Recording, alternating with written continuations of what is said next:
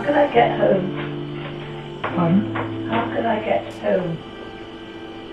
Where do you call home? True. Most people say to me, oh, is it dementia or is it Alzheimer's? Is it, no, it all comes under the one umbrella of dementia. And I think a lot of people don't realise that. Right. What's your daughter's name? Full name? Kimberley Jenkins. She's not the one that's ill. No, What's the daughter's name who's ill? I haven't got a daughter who's ill. So why am I bloody here then? Realistically, there's no one-size-fits-all answer to the question, what's going to happen, or how are things going to change, or what should I do? What about your wife? Yeah. What about your My wife is talking to me now as she was. You were my wife until tonight. I've never been your wife, to be silly. Oh, thank you. Don't be silly.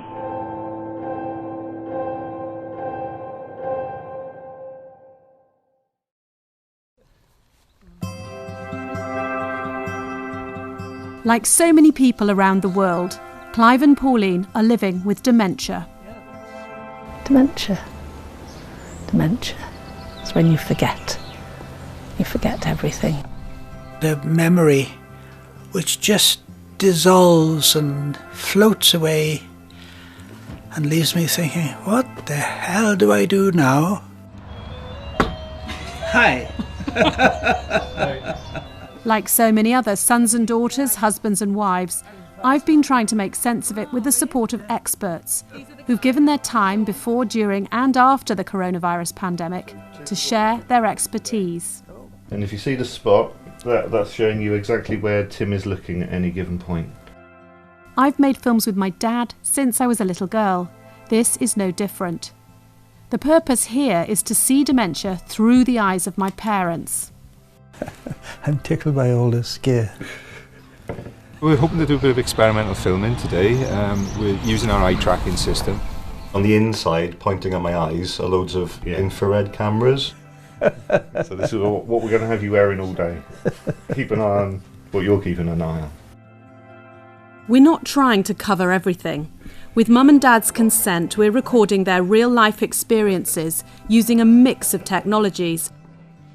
From these eye-tracking glasses to CCTV cameras around the house. We're sharing clips of what we've seen with experts to help us understand how to support people to live as well as possible with dementia. Everybody with dementia is different.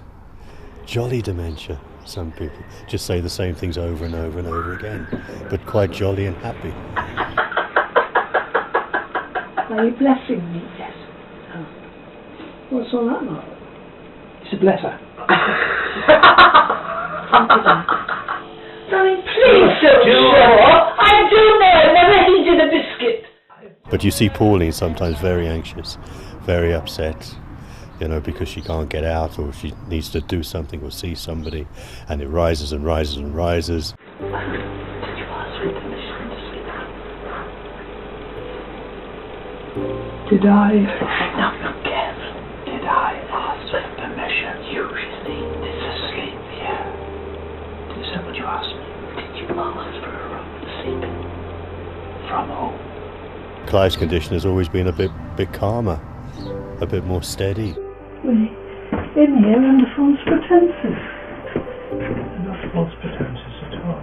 Pardon? They're not false pretenses at all. Oh, Clive.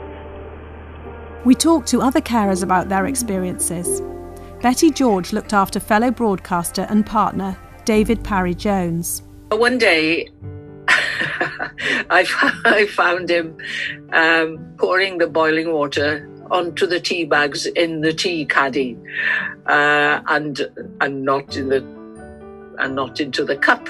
And but we had a laugh about that, and things like this used to happen, and it would amuse him, and it would amuse me at the time as well. Nothing seemed funnier than the moment when my father Clive did the same. Dad? Yeah? Where have you just poured the water? We couldn't believe our eyes or ears as we recorded a first experiment, trying to establish the value of seeing dementia through the eyes of those living with it. There's lots of different hypotheses as to what causes Alzheimer's disease, but we know for certain that the disease causes damage to the neurons and other cells within the brain that are hugely important for our cognition and for all of our bodily functions. The condition itself, we sometimes describe it as having a sawtooth movement. If you're standing on the beach and the tide is going out, the tide doesn't go out in a linear way. It comes and goes and comes and goes and comes and goes. So if you imagine those times when the tide is in, it'd be when someone's doing quite well, and then the tide is out a bit more and so they're not doing so well. And so you've got this movement constantly. We know that as disease progresses, memory gets worse, but also we start to see changes in other functions like the ability to attend, the ability to ignore distracting information.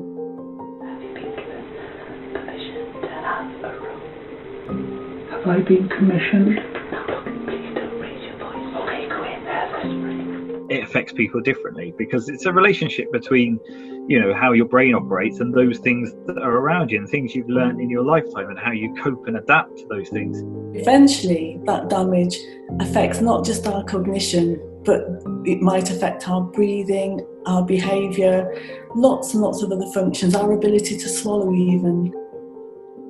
The changes in a person with dementia can be difficult to deal with.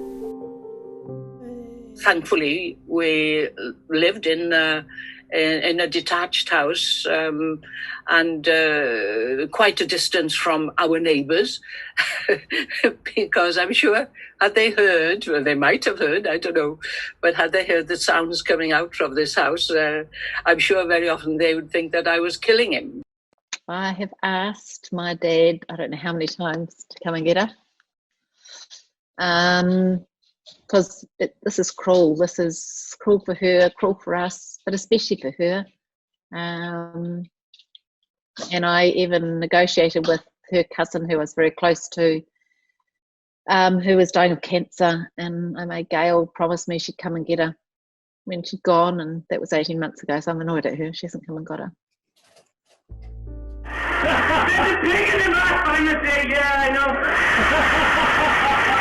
In the meantime, finding the funny side might be the best option. With David, humour was key, I think, to the caring, and if a carer came in who had the same kind of humour as he had, I mean, they would get on like a house on fire. Mac's voice clips on YouTube kept Dad happy for weeks.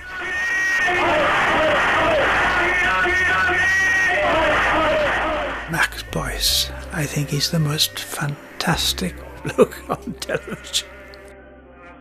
Music can be a great distraction from stress or discomfort.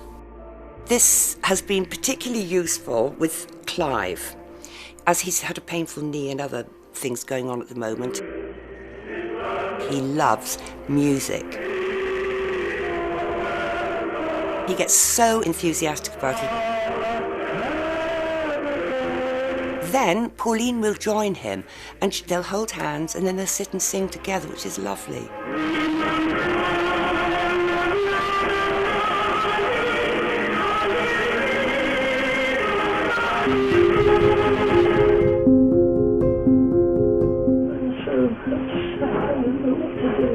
I did go to Mummy's house and see her when I came back. Mummy's house? What's that now? Mummy. What do you mean by Mummy? Forget it. I'm in such a mess. Not her. It's ever changing. It's challenging. Very challenging. But, it's life, isn't it? It could happen to us all, and that's the awful thing about it. Do you know what my name is? Clive. Right. Yeah. That's all right. Yes. I'm sorry, I really messed up. I just don't know what to do with myself. I threw myself downstairs. I don't know how you can prepare anyone for it. To know what they're going to go, I don't even know whether I would tell anybody. Because you never know how fast they're going to go or how slow, and everyone's I'm sorry, I don't know whether I would. I couldn't give anybody advice. Morning. Leanne's right, of course. We're not trying to predict the future from individual experiences, but we are using them as a springboard for having a good, caring day. Right, Clive. Cup of tea?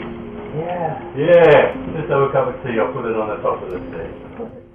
One of the best parts of my day is to walk into Clive's bedroom, and when he sees me, it's you, you know. It's like great, you know. And that you can't put a price on that. It's just lovely, you know, that they're pleased to see you. And to help you feel a bit more cheerful, I just want to stress that Mum's mood changes very quickly. Medication and more care help to move on from these bleaker moments. This was her only a few days later, talking about her role in creating these films. So is this your dream come true, your legacy, is to be filmed in the last stages of your life? Yes, of course. This is your tribute? Of course. This is your swan song? Oh, absolutely wonderful. Can you play the part of somebody living with dementia? I am living with dementia.